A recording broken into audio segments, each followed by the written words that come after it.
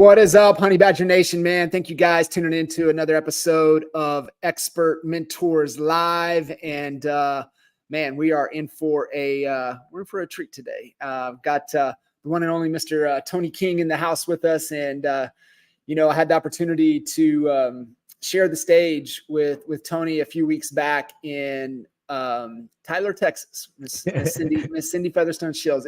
Does she not have the coolest office ever? It's a really, really nice office. Shout out Cindy. Very, very nice. Impressive. It is way impressive. It sticks out in Tyler, right? There's not a whole lot of super fanciness out there, but no, not at all. And she's amazing. I mean, we're almost coming up on a decade of working together. So I've had the opportunity to see her, go, from where she was to obviously getting to where she's at and her focus. I mean, she was, ERA for 25 years, franchise owner in Tyler. And then, she's rode the roller coaster just like all of us, agents and just trying to figure things out. But, she really is keen and understands her model, and understands the, bringing people together, right. And designing her office and her space around food and making it a center of attention. And,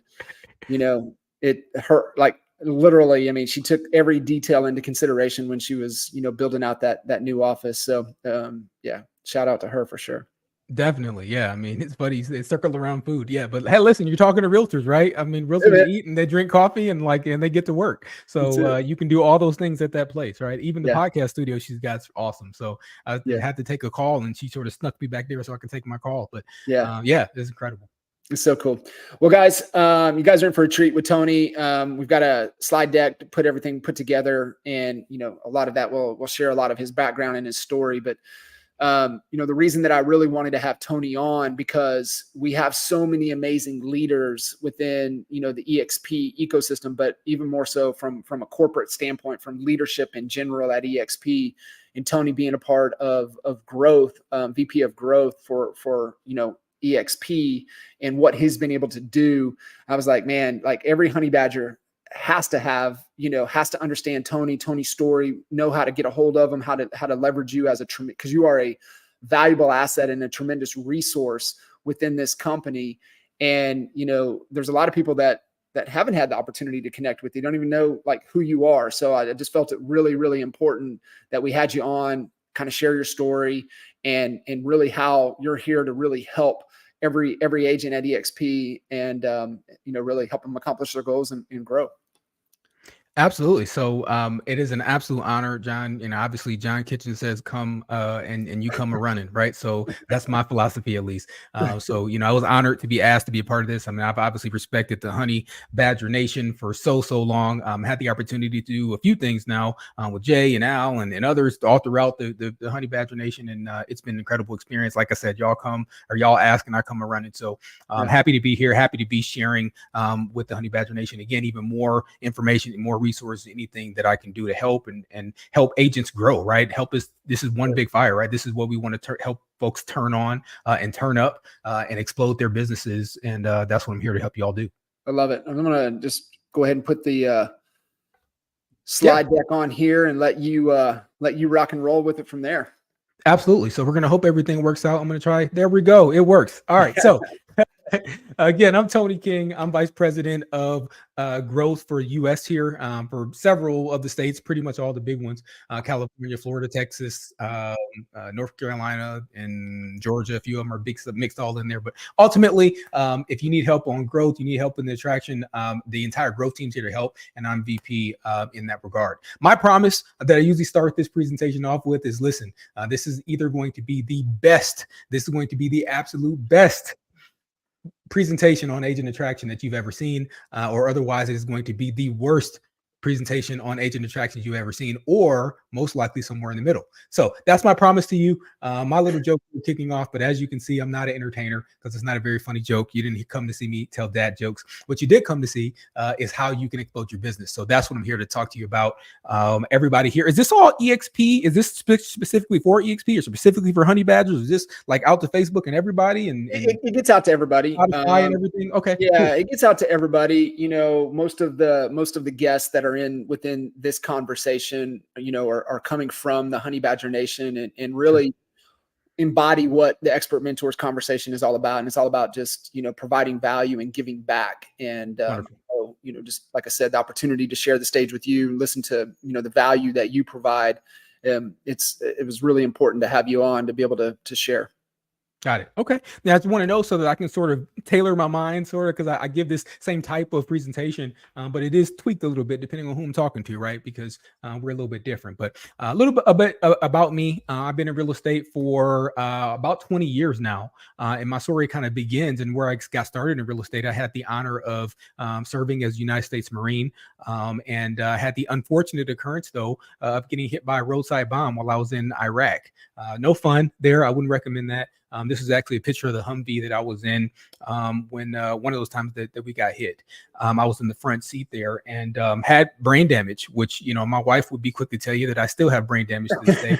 But, you know, for that, they did give me a Purple Heart. And, you know, unfortunately, it was on the way sort of out the door because technically I should be flying airplanes right now because I passed my written flight exam and sort of that was the track and path that I was on. And for some reason, they don't let you fly billion-dollar aircraft once you've had brain damage. I don't know, but that was pretty much the end. You know, go figure, right? Yeah, that was pretty much the end of my military career. But while I was in recovery, right, recovering from my brain injury, I was bored to death, right? I watched every movie that was in there like 10 or 15 times, and I just was bored. And I was never a reader, sort of up until that point.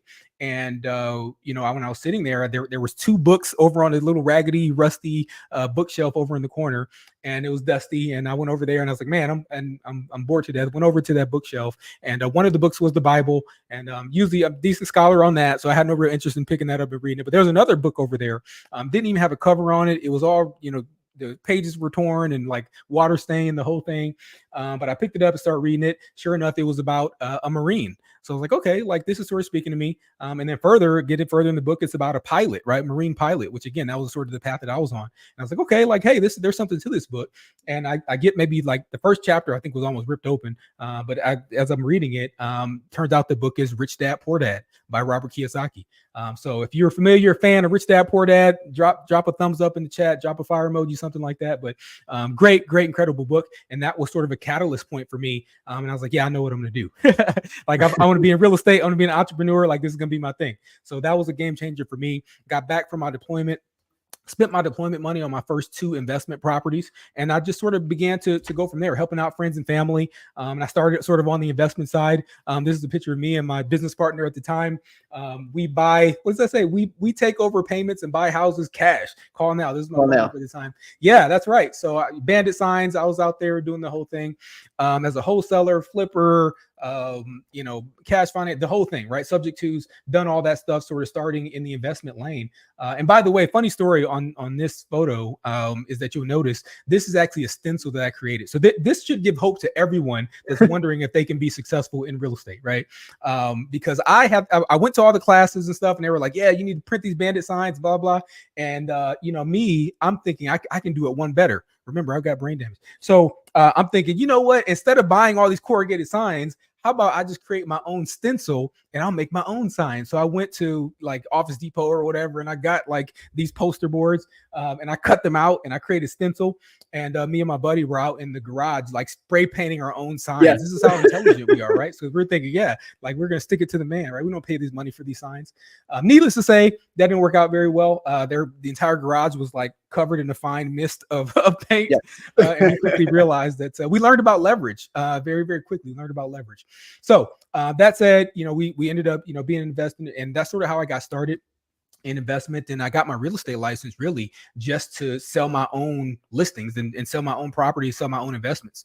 And from there, John, I was kind of like, man, I'm leaving money on the table, because a lot of times friends and family would sort of ask me about real estate, or, hey, help me negotiate this deal. How much you think my house is worth, right? All that kind of stuff. And I was like, man, like, I got friends and family. I could be helping them, and I could be picking up, another stream of income, right? I know Jay talks about these multiple wells. So I'm like, okay, yeah, I can set up some additional income silos for myself.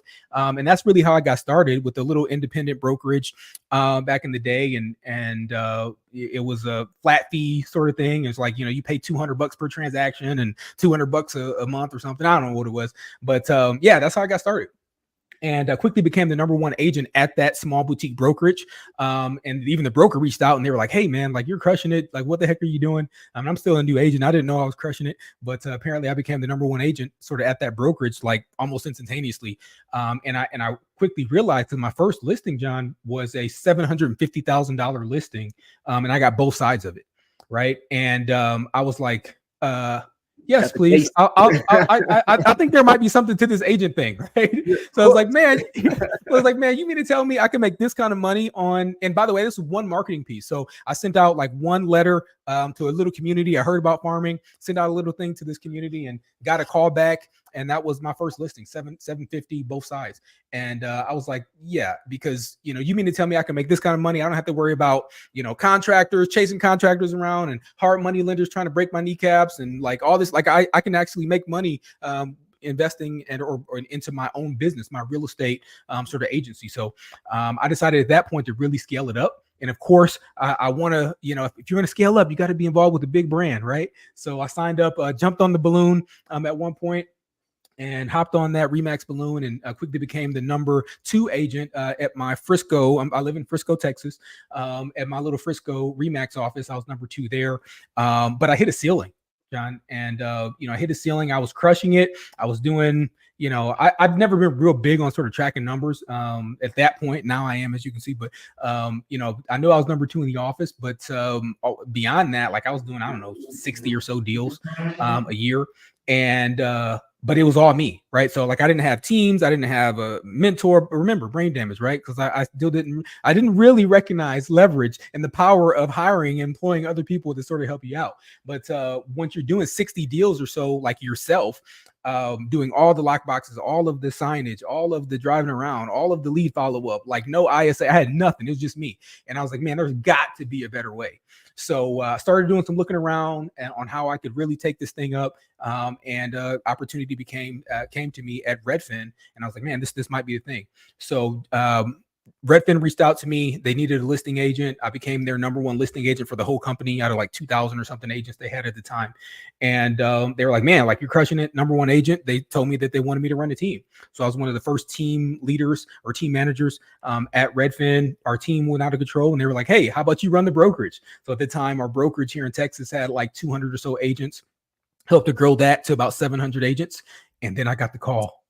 Then I got the call, right? Or I should say the DM. Trying to come up right? to the big leagues. That's it. So somebody hit me on the DM on LinkedIn, of all things, and told me about this little company called EXP.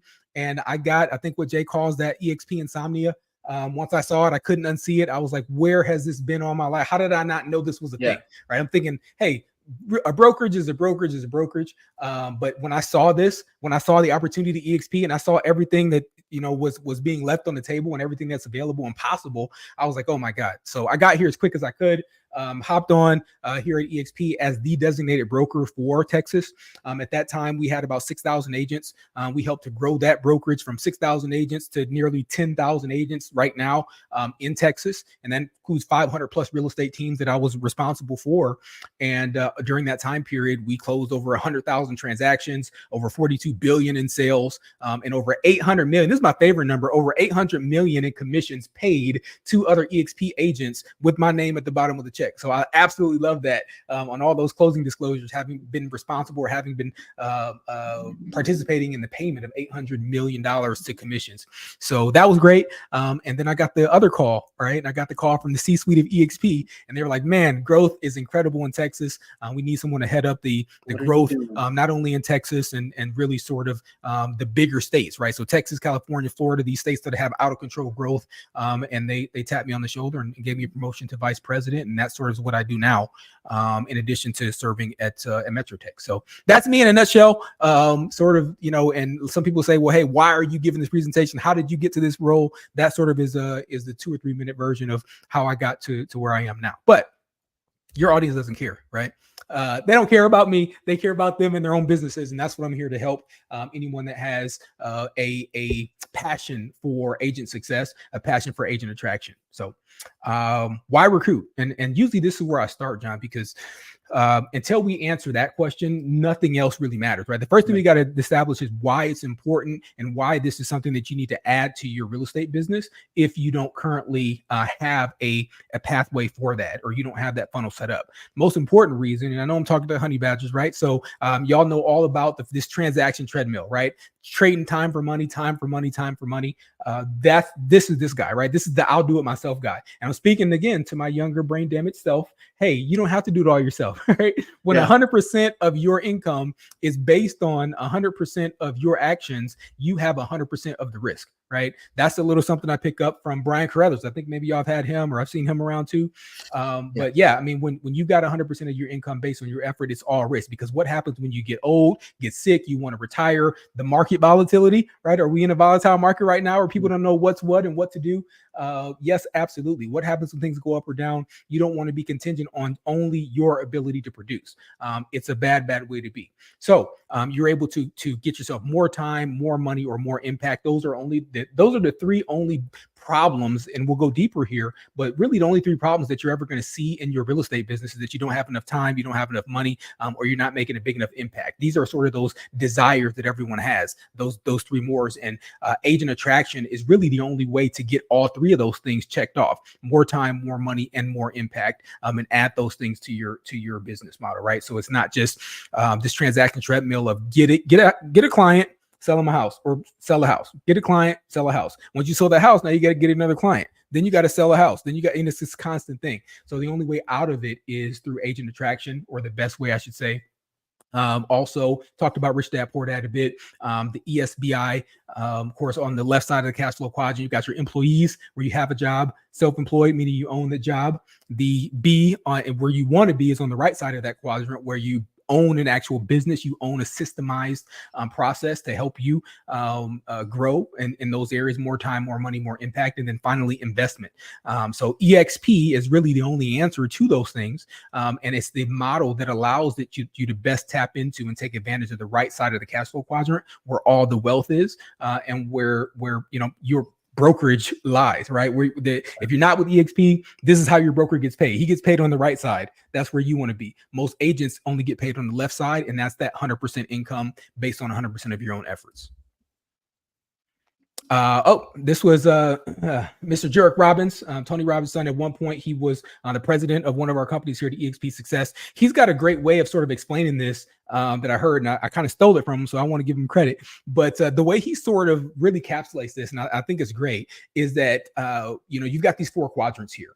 And when you're looking at business models and you're exploring opportunities and considering sort of what kind of business do I want to run, you can look at the top left quadrant. You've got, one guy in a boat. And that's the way most agents sort of run their businesses. That's how I ran it for years. Like I said, I was number 1, number 2, like top agent at these different firms, but it was all me, off the effort of my own. Right. But once you're able to tap into a system, you've got the top right. You've got at least a little bit of freedom there, right? Where you can steer, and now you've got an engine that's powering you. Okay. Then maybe you start a little team, right? And now you've got multiple engines. You get multiple streams of income going.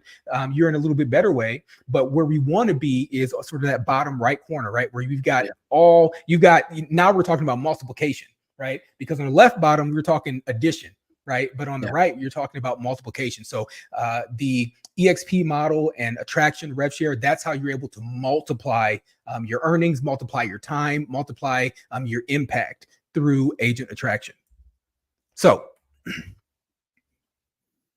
90% of agents receive 0 rev share. 90%. Is that not a crazy? Yeah, that's so wild, right? From a month-to-month basis, the vast majority. And that's why I think it's always funny when people are like, EXP is just a recruiting company. It's like, you have no idea. Most of these agents, like sometimes the one you hear from, yes, but that's only about 10% of the agents that are out there, because most of them at agents as large get nothing. And I think it's absolutely crazy. So that's what we're here to fix. Why though? The question is why? Why do most agents not participate in rev share? It's because of this guy, right? Nobody wants to be this guy. And I don't know what's up with these like heart sunglasses deal that this guy's got cooking, but that's what most people think when they think recruiter. They think like, it's kind of a sleazy, what's in it for me kind of guy.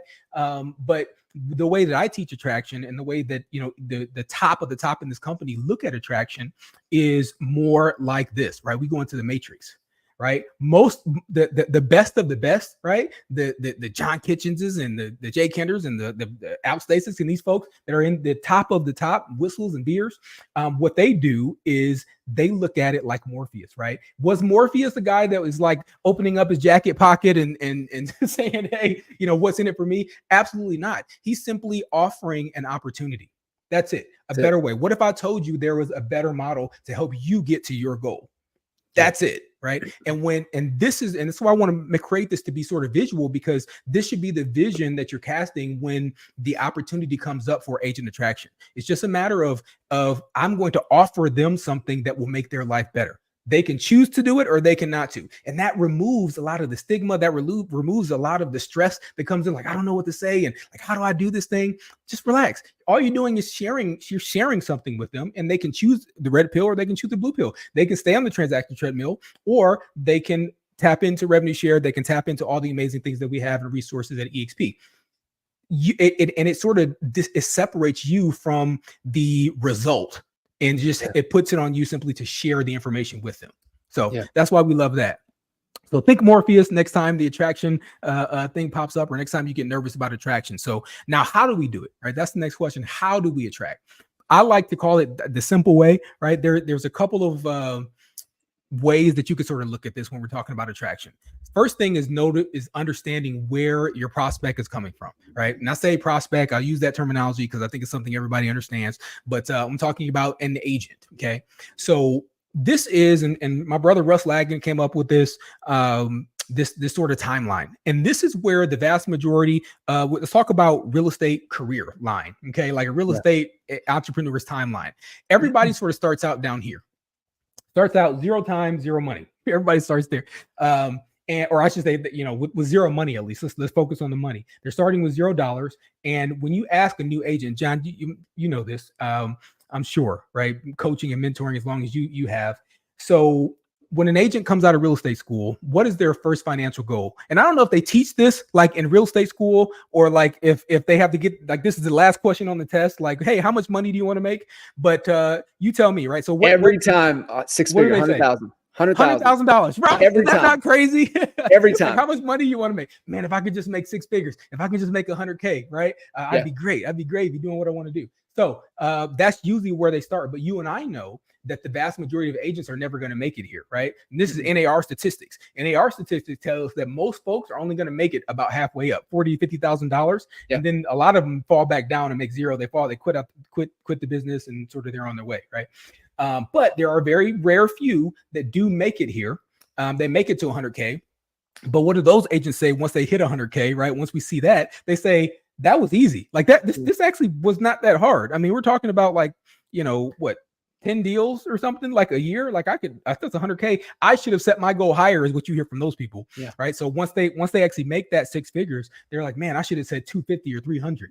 Then they start really, really ramping this thing up and try to put some systems in place. And these start to be your team leads and people that really start to catch that vision. And they have a goal to make it to that 500K range. So money is the issue for these folks. Right. And as they get to this level of 500K ish, like anywhere between 250 and 500K, what becomes the problem for those folks though? Right now, time is the issue. Time's the issue for these folks, because the reality is now they're investing a ton more time into their real estate business than really what they want to do, especially if they started a team, especially if they've opened a brokerage, an independent brokerage on their own. The time is the issue there, right? Now, occasionally you'll have these, rare few people that get it figured out and they start crushing it. But then what are they thinking? Now, what they're looking for is an exit strategy. Right, exactly. And whether it's working out or whether it's not, they're looking for exit strategies. Like sometimes I talk to broker owners, I talk to team leads, and like, man, listen, if I could crash this thing into a brick wall over there and set it on fire and walk away and just sell houses by myself again, I would do it in a heartbeat, Tony. I hear that all the time. Then conversely, if they have a rocking business, they're still looking for exit strategies. Like, man, okay, what's next? Like, I'm bored with this. Like, these are your serial successful entrepreneurs, and they're like, man, what's the exit? And the reality is they should have been thinking exit back here, as we know. Always. But most of them are not. And EXP is the only model that allows them to think exit at the beginning, by the way. So this is sort of that next phase is where they're looking like what comes next. And then finally, we have legacy, right? So these are the legacy brands. These are the folks that have been in business 40 years. You know, they've built a pillar of the community in their real estate firm, in their office. Everybody knows them, but they're thinking, hey, what happens when I can't sell real estate anymore? What happens when I'm done? Like, what are people going to say about me after it's all said and done in my office? Like, what's beyond the legacy? What comes after that? Am I making builders of builders? What kind of impact am I going to have on future generations? Not only for my finances, but also for the industry as a whole. Right. Yeah. So that's sort of what the timetable is in the timeline for most agents in their real estate career. And by the way, again, EXP is the only one that has answers to each one of these things. Right. We have the way that to help folks, A, make more money, B, get more time, C, look at their exit, and then ultimately build a legacy. And then again, beyond legacy. So the legacy plus is creating leaders, creating leaders, like what the Honey Badger Nation has done. Right. So that's so rare in the real estate industry, and heck, even here at EXP. So y'all should be blessed to be checking this out. So another way that I've seen it, once you've identified which one of these stages or statuses that your prospect or the agents you're talking to or the broker owner, whomever team is in, you want to sort of create this picture for them, right? So this is them, they're agent number one. They're sort of stacked in here with all of these things. If I'm dealing with a team or brokers, I know they're dealing with overhead and technology and tech support, accounting, training, offices, legal, compliance, the multiple streams of income, like trying to make sure their agents are getting paid enough that they don't quit, and they have this revolving door that they all have, by the way. And what happens when people start to revolve? So healthcare, like how your agents set up on healthcare, CRM. So you create this picture of all these different things that they're doing and simply ask them, hey, which one of these things drives you nuts, right? What do you like to do? What do you not like to do? Right. And as you're having those conversations with them, it'll become very easy to position. What if we took care of all these things? Because what you won't see here is coaching and mentoring, which is what they love to do, and or just selling houses, which they may just love to do. So what you're able to do is create a picture for them where your brokerage model, in this case, EXP, of course, allows them now to stand on top. EXP will handle all the things inside this box, let you stand on top of your box and with your brand, like what makes your unique service proposition stand out in the marketplace. But you get to stand. We take all of those things that you don't want to do. These are all, by the way, in this box, things that team leads and brokerages hate to do. So we take care of those things. So all they got to do is go out there, build their brand, and do what they love to do. So when you create, again, first thing we got to do is define the problem. Which one of these problems are they dealing with? What's the pebble in their shoe, as my friend Elizabeth Riley says? What's the thorn in the side? And then once we're able to determine who we're talking to, we can better position ourselves as the answer to deal with those things so that they can get back to what they love. Another way to put it, as I've seen, so this was another graphic that I created with Russ. This is where we all want to be, right? So if we're looking at this table here, maximum freedom at the top, no freedom at all at the bottom. And then on the left side, you got no money. And on the right side, you've got all the money. So you're looking at these quartiles. This is where everyone wants to end up, right? It's over here. We're all starting here. We're all starting with a ton of freedom, but very little money typically. So you're starting out, you got all the freedom in the world to invest in whatever you want to invest in, but you don't have a whole lot of money. So what happens is you start investing more and more of your time, right? So your freedom goes down, you're investing more time, but you start making more money as you start to head along this axis. And we're hoping and we're crossing our fingers and we're praying as real estate agents that at some point we're going to cross this threshold. And we cross the threshold, now we get to where we want to be, where we're spending less time. And so in other words, we have more freedom and we have more money. So we want to end up here.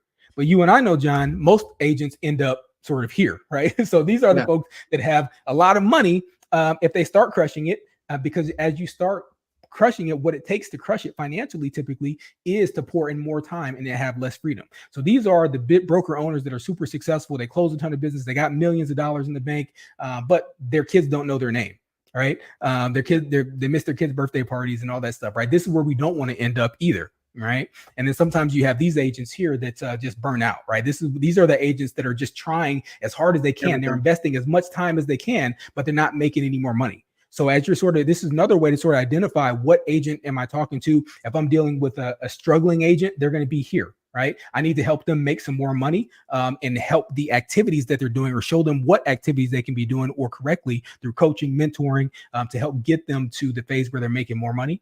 Or am I dealing with someone that's over here where we're super successful, but they don't have any freedom whatsoever, right? Like their whole life is wrapped up in their business. So they're looking for freedom. So again, either way you want to look at that, there's two powerful graphs to sort of identify where someone is on the chart.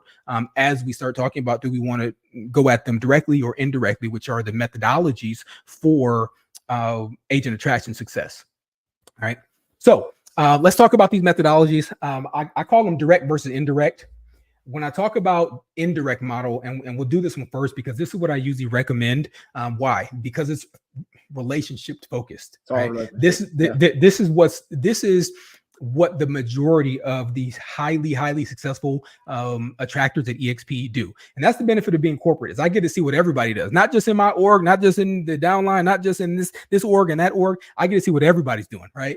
And I can tell you the most successful people at this company in attraction are using relationship status to be able to help them in their attraction efforts. And they got their Morpheus glasses on, right? They're just looking at it, providing opportunity. So the approach, what's the approach look like? Well, very simply put, it is interested and not interesting. Okay. It's so easy to EXP and to sort of vomit all over people, all the amazing opportunities that EXP has. But the folks that fall under the relationship category don't do that. They're focused on being interested in that other person. And by the way, you're asking all these great questions. These great questions are doing two things. They are helping to build that relationship, build that rapport, but they're also, as you're asking questions and talking to these folks, your prospects, if you will, they are putting themselves into one of those quartiles that we're talking about. That's really what we're doing here. Like, not that there's some sort of ulterior motive, but it is that this is natural, part of the conversation. It's not something that you're manipulating or sort of jiving them into. Right. So don't be interesting. Don't be trying to be that guy with the sunglasses on. That's your interesting guy. Be interested in the other person. How to Win Friends and Influence People. Highly recommend that book. If you haven't read that, I mean, my gosh, like, why would you not read that book? I'm telling you, the top folks at this company read this book, and even some of them use it without having read it. Like, these are the methodologies that they use, right? So a lot of folks don't know. I'm not big on scripts. Because I find that, again, it's the direct antithesis of a relationship focus when you're thinking about scripts. But some folks just need some stuff to get them started. Like if they're a natural introvert, or like they struggle, right? How do I get the conversation started? Or how, if I'm at a Tom Ferry event, or I'm at some, Tony Robbins thing, or whatever it is, like, how do I get the conversation started with another agent? So I like this. It's just, what's your story? Right? Like, hey, you're an agent. Okay, cool. What's your story? Like, tell me about that. Right? And then let them go from there. It's really that simple. It's not a script. It's simply asking them, what's your story? And you sort of let them guide the way. And then throughout there'll be plenty of questions to ask, plenty of opportunity to sort of have a great discussion with those three simple words. What's your story? And then I also like Forge. This is something that, a lot of people have different sort of versions of this. But, asking about their family, asking about their occupation, right? In this case, real estate, we know they're in, asking about their recreation. What do you do for fun? And then G, asking about their goals. Like, hey, where are you trying to take this thing? Right? Like, I've respected you. I see you crushing it in real estate for a long time. Like, where are you trying to take this thing? Like, what's your goal? And then finally, E is entice or intrigue. Right? So this is where we sort of ask the question, and you're saving that E for the end. And that E is when they start to ask you about your business. Like, hey, I hear you at EXP. I've heard them. I've seen them. Aren't they the number one brokers in Texas? Yes, they are, by the way. So, regardless, when you're having conversations, like it starts to stimulate that intrigue. And then you say, hey, and this is key for the relationship focus. So as we transition here, now this is the only script I've got for you. And I promise you, this is the most powerful one. Now is not the time or place, first of all. And then if I would you, right? That's the only script I've got. If you're going to tattoo something, use that, get that tattooed on your forearm so you don't forget it. Now is not the time or place. When they ask you about EXP, because you've intrigued them about EXP and you've kind of forced them to a position to ask you about EXP, do not talk about EXP. That's right. First rule of Fight Club. That's it. The first rule of Fight Club. Don't talk about Fight Club, right? Second rule, C number one. So listen, when they ask you about EXP, do not take the bait. Say, hey, listen, now's not the time or place. But if I could show you a way to, and they've given you everything, because you just ask them what their goals are. You just ask them what their occupation is. You just ask them about what they like to do for recreation, right? So you pick whichever one of those things is sort of the axe in their that's grinding them. And you say, hey, if I could show you a way that you're able to fish more, right, without impacting your real estate business, would you be open to sort of learning about that, sit down, sometime next week for a cup of coffee and talking about it? Now's not the time or place, right? So that right there, I promise you, if you utilize that, that is the most powerful script, if you will, or powerful lines, if you will, to help you get that appointment. And then from there, you're able to sit them down with a tool, with a resource, something third party, get it in their hand. I recommend official sources that come from EXP. And I say that, I mean, I know there's with the Honey Badger Nation, like y'all got an app, right? And inside the app, they got some cool stuff. That's cool. I've got to put my corporate hat on, right? And say, hey, listen, I recommend the corporate resources. By the way, we've got a new chief marketing officer. Her name is Wendy Forsyth. A lot of that stuff I think was created out of necessity, like for all these different organizations. Like there's a million of them out there, right? Like the YouTube's this and like all kinds of different stuff. But Wendy has a true vision of creating some powerful tools and resources, video related stuff. Like she's putting a whole new EXP Explain together. There's going to be a 30-minute version. There's going to be a 9-minute version. There's going to be even 1-minute versions of different value proposition to EXP that everyone's going to be able to share. So keep sort of plugged in for that. But the reason I recommend using tools that are sort of plug and play from corporate is because we're making sure they're always up to date. Does EXP change or does EXP change, right? Like, I mean, that is what we do. So we're going to make sure all that information is always completely up to date because you don't want to get caught out there sharing something that someone gets excited about. And then they come to find out that, you've already basically bait and switched them at that point, right? So we don't want to do that. We give them the most accurate information. The other piece that I've seen is if you're sharing, especially someone else's thing, like, oh yeah, I know that, my sponsor shared this with me and he told me to use this video, but I kind of like that video better because it's on YouTube and whatever. If you do that, the issue is sometimes I've seen now that your prospect wants to talk to that person, right? Because you share Gogo's video and now they want to talk to Gogo, right? And or you tear Tina Call's video, now they want to talk to Tina. So again, you got to be careful with that. Again, I recommend just sort of neutral resources in addition to whatever is being provided by the Honey Badger Nation. So that's my recommendation there.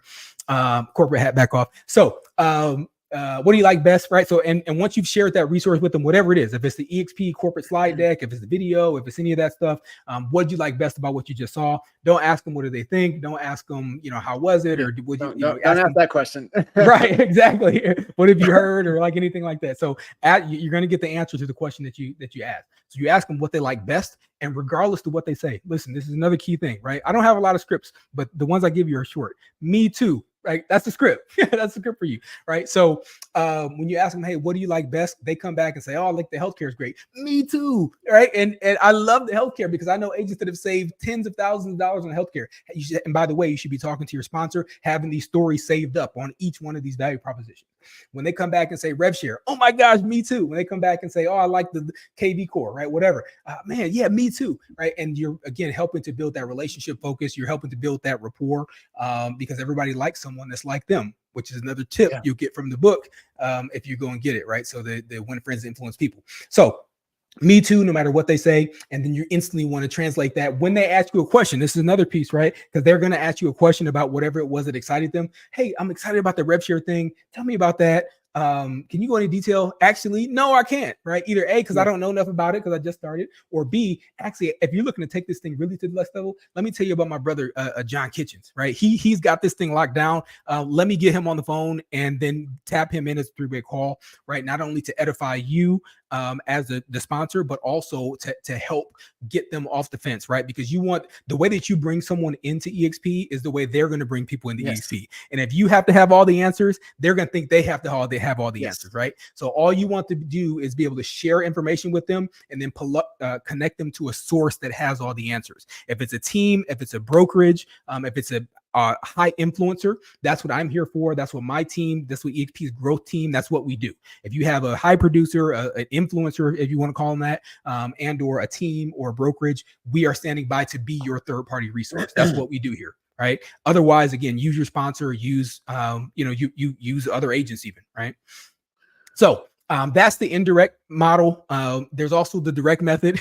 And I know there are some people that are crushing it with the direct method, and that's cool too, right? So I consider this the deck of cards, right? So you got 52 cards in the deck, right? If you wanted to pick out the aces that are in there, you just start turning them over. Like, it's a numbers game, straight up numbers. You're flipping them over until you find the aces.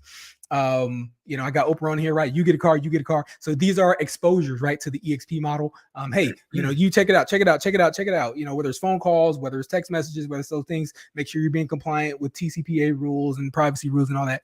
But that is another strategy, just sheer numbers game, reaching out to agents, trying to get them to watch the video or check out the resource. One way sort of entrance into that is how happy are you? I think Dave Knorge have used this script here. Hey, scale of 1 to 10, how happy are you with your real estate business right now, right? And by the way, these are not either or. I know I may be positioning it that way, but these are not either or. You can ask this question as a part of the relationship model as well, right? But hey, how happy are you right now with your current real estate business? And they're going to give you something, and really, no matter what they say, you can answer the same way, right? You can say, awesome, that's incredible. What would it take to get you to a 10? And if they say 10, awesome, that's incredible. What if I could add some additional income streams to your already 10 out of 10 business model, right? If you're happy just selling houses, rock on. How about if you added some additional stuff to your 10? How would you like to get you to 11 or 12, right? So you can certainly have those conversations regardless to what they say. It's just about the confidence in which you presented.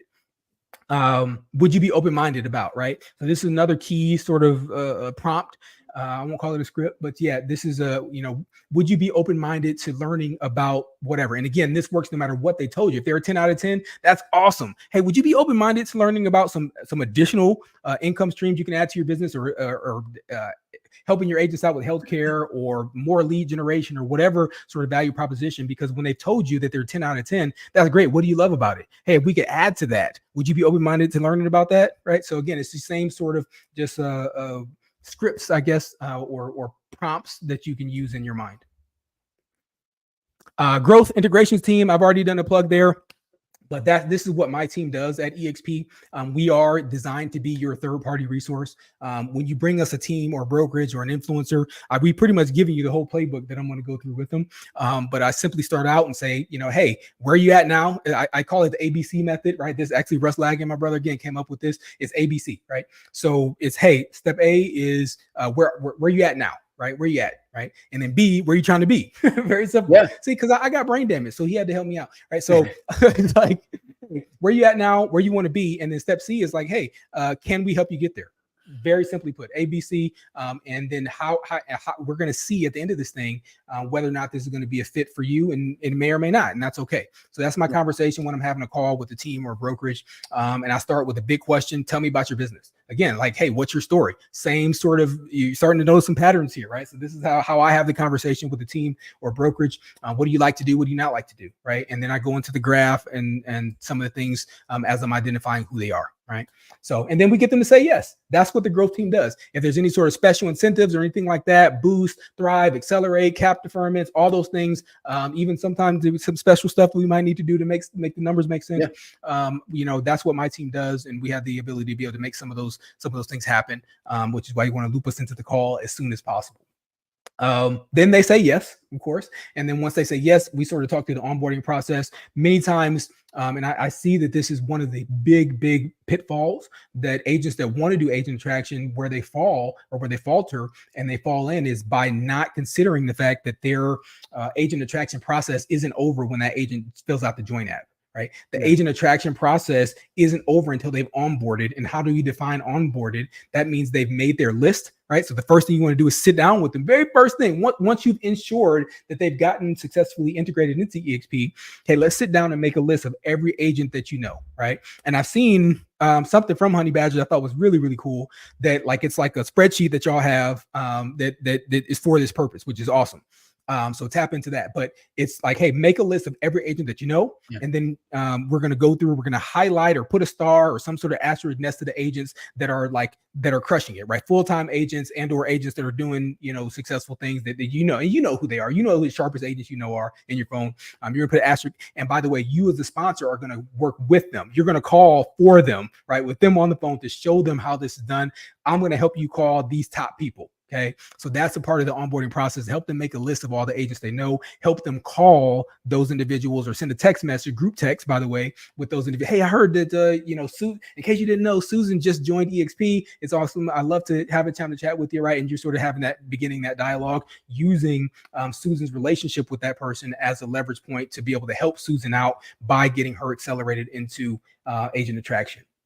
Further, daily contact, right? So I recommend daily contact for the first 2 weeks when you bring someone on. I know, it seems like a lot, but the reality is, if that person stays, if that agent stays at EXP for 2-3 years, that would be the best investment of time that you've ever spent, right? Yeah. So, and then when you look at the rates of bounce rates or bounce rate, I call it bounce rate for agents that leave EXP within that first year, that number goes way down when you look at the people that are constantly in contact with them for that first 2 weeks, right? So every single day for the first 2 weeks, I recommend you call everyone that's on your front line or someone that you've personally attracted to EXP, just seeing, because they know nothing, zero, right? Yes, we have an onboarding team and we have all kinds of staff and brokers and admin and all that stuff, but the reality is they came to EXP for you, not for us, right?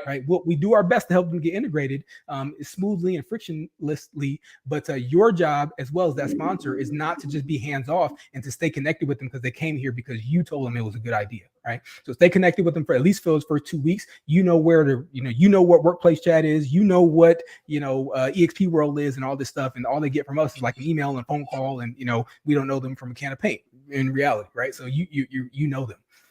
Further, weekly. So, after that first 2 weeks, I say, after that, you kind of drop down to a weekly cadence, right? So for that first month or two, then you drop down to weekly. And then you can start like a monthly cadence, like just checking in with them. And then after that first year, then you kind of drop back to major milestones, right? So they close their first deal, they hit their cap, they hit icon, obviously they close the big deal, right? So birthday, like the different milestones, which by the way should be in your CRM. You can use KV Core for that. We've given you a CRM that you can use for this, but different just milestones that they hit, not only in the real estate business but in their family life. Just hit them up, right, and just stay connected. And by the way, that's what makes EXP sticky, is when you're able to just continue this process. And if for no other reason, by the way, what I said at the very beginning was that the way you bring someone into EXP is the way that they're going to bring people to EXP. So even if you don't you think it's dumb, you think it's a bad idea, whatever, what if everyone in your organization was doing this, right? Yeah. What kind of impact would that have down the road? Not today, three months from now, 3 years from now, 30 years from now. What kind of impact does it have if everyone is doing exactly what you're doing? So highly recommend that. Finally, How to Win Friends and Influence People. So these are the two books I recommend. I already talked about that one. Obviously, Dale Carnegie wrote a classic, and then Brian Carruthers. Pretty much everything I said today was out of my man Brian Carruthers' book. I've had him on my podcast a couple times. I think Leo just did a podcast with him as well. Building an Empire. I cannot recommend that book enough either. A lot of the stuff I just mentioned comes straight out of that book and has been stolen directly from Brian. He said it was cool though. So check that book out as well. Want to connect with me? If we're talking to EXP agents, obviously hit me on Workplace. Everybody else, if you're not EXP, at the Tony D King on like everything, Instagram and Facebook. LinkedIn is where I'm probably most active. And heck, I'm on Discord, whatever that is. My daughter told me I needed to be on Discord, so I'm on Discord, whatever it is. The Tony D King is where you can hit me up if you're not with EXP. Otherwise, I'll see you on Work Chat. So that's all I got, John. Like that's my whole thing. Like hopefully I provided some value.